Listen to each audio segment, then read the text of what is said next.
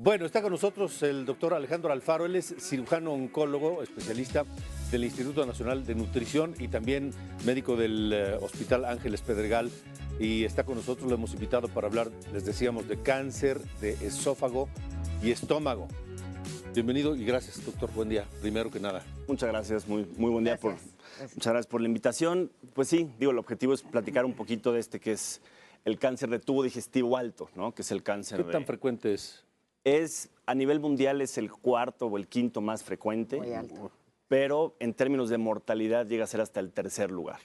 Okay. En nuestro país ha ido cambiando un poco la estadística y de acuerdo a factores de riesgo, pues se ha vuelto o es la neoplasia o el cáncer sólido que más va aumentando su frecuencia, o sea, su incidencia, de acuerdo a factores de riesgo como obesidad y reflujo. Y eso tiene que ver, o sea, porque, la obesidad, pero también con los alimentos que consumimos, o sea, a lo mejor los irritantes, las grasas, todas estas cosas. Café picante. Sí, en términos generales sí. O sea, el factor de riesgo principal, sobre todo en poblaciones con mucha incidencia, como en Japón, tiene que ver mucho pues, con los alimentos muy salados, la parte del cáncer de esófago con alimentos muy calientes, con ciertas áreas donde no se tiene tanto acceso a la refrigeración, ¿no? Con alimentos muy calientes, perdón, así el café muy caliente, el agua muy caliente. Sí, el té, o sea, en esas regiones Japón, endémicas hay un cinturón asiático que el té a temperaturas muy altas. Okay.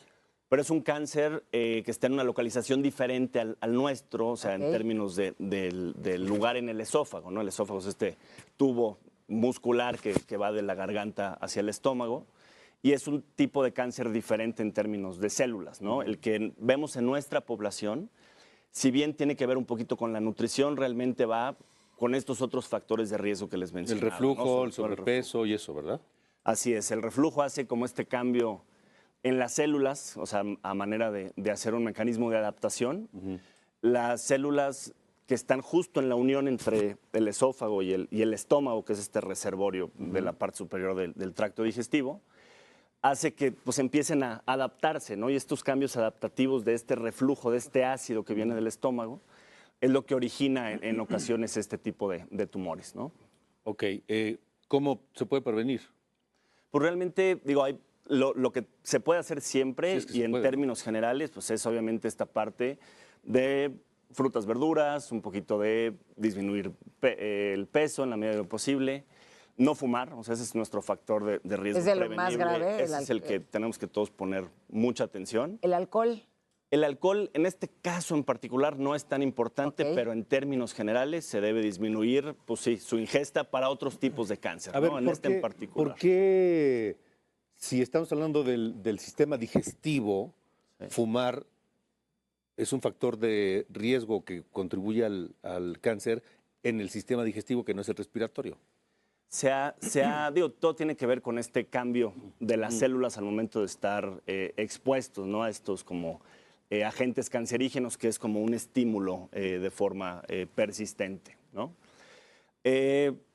Más que la prevención como tal, que son estas medidas generales, realmente lo que tenemos que hacer es saber que existen este tipo de tumores y intentarlos o tener un alto índice de sospecha con relación a la identificación. ¿Cómo te puedes dar cuenta? O sea, Exacto, ¿cuáles ¿cuándo serían empezar? los síntomas para decir hay que llegar a tiempo, ¿no? O sea, al menos. Sí, digo, desgraciadamente nos damos cuenta, o sea, hay síntomas muy francos cuando la enfermedad es más avanzada y que ahí tanto la cuestión del tratamiento como en la cuestión de supervivencia, pues cambia mucho, pero síntomas inespecíficos persistentes como síntomas parecidos a la gastritis, incluso a la colitis, que no mejora con tratamiento, tenemos como esta indicación y este alto índice donde debemos de enviar al paciente con un gastroenterólogo para hacer como este estudio inicial que es una endoscopía. ¿Sí? Ok.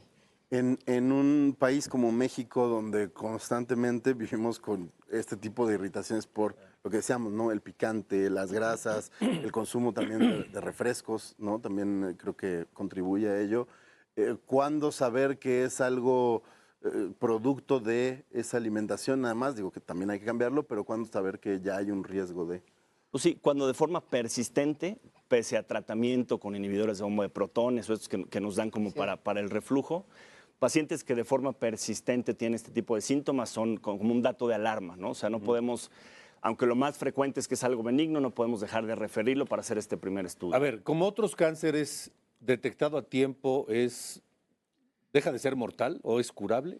Entre más temprano lo detectemos, sin duda, la tasa de curación es mayor. Ok. ¿Sí? O sea, estos tipos de tumores se empieza a mover primero hacia los ganglios linfáticos, después hacia otros sitios, pero definitivamente, si bien son tumores muy agresivos, el identificarlos a tiempo y el referirlos a un tiempo a un centro donde se pueda tratar de forma multidisciplinaria va a impactar por completo. Pero si no es fácil detectarlo porque los síntomas ya aparecen cuando ya está muy avanzado, ¿qué es lo mejor? O sea, este chequeo anual, algo que podamos hacer como para saber, de repente a lo mejor un estudio cada tanto tiempo, una endoscopía, no lo sé. Sí, en este caso, la verdad es que las indicaciones son esas, ¿no? En poblaciones donde la incidencia es aún mayor, pues sí existen estos tamizajes, ¿no? Como la mastografía, como el Papa Nicolau, y ellos les hacen endoscopías anuales a partir de cierta edad. Okay. En nuestro medio no estaría justificado, o sea, no sería una herramienta útil, sino más bien sí tener este alto índice de sospecha ante el menor síntoma, ¿no? O sea, si de repente el paciente empieza con algo de pérdida de peso, si de repente empieza pues, con alteraciones para pasar los alimentos, para pasar los líquidos, si de repente los síntomas que él a lo mejor ya conoce desde hace mucho tiempo, pero le llama la atención que son un poquito más persistentes o refractarios al tratamiento, pues ahí es el momento de sí hacer este estudio de la endoscopía, que es meter una camarita a través de la boca, revisar y tomar muestras de alguna lesión sospechosa. Ok, ¿y esto se da más en personas, adultos mayores, porque tiene que ver con la alimentación? ¿No es tanto en jóvenes, porque ya es un deterioro, digamos, del sistema digestivo? Clásicamente es en adultos, digo, en hombres 50, 60 años. Sin embargo, hay estudios en nuestra población donde estamos viendo que se va recorriendo un poco la edad de tanto la localización, o sea, es lo que hablamos de esta parte de la unión esofagogástrica, de la parte alta del estómago, como a población más joven, ¿no? Por el tipo, o sea, las características. ¿Y son los mismos factores en la población más joven? Sí, agregados a estos que platicamos, ¿no? Del reflujo, la obesidad y esta. ¿Y es más en hombres? Es más frecuente en hombres, sí. ¿Tiene que ver con algo en especial o el hombre come peor en la calle? Sí, ambas cosas, sí, alguna ¿Sí? cuestión genética y sí. Wow. Sí. Bueno. Genética por un lado y por otro lado hábitos. Son ambas, sí. La parte genética puntual es como un 10%, pero realmente la gran mayoría sí tiene estos factores de riesgo y, pues digo, como es el cáncer, en ocasiones sin ningún factor de riesgo vamos a tener pues este paciente que esta célula pierde el control y que independientemente de que haya sido una persona sin factores de riesgo, pues se puede desarrollar y podemos estar en esa situación, ¿no? Pero sin duda un paciente con cierta predisposición genética, si le agregamos los factores de riesgo, pues son cositas que dan ahí los empujoncitos o los cambios. Gracias. ¿Dónde te encontramos, doctor? Yo estoy en el Instituto Nacional de Nutrición, estoy en Médica Sur, en Ángeles del Pedregal, a sus órdenes. Todo. Ok. Muchísimas Muchas gracias. gracias. Muy bien. Gracias. Vamos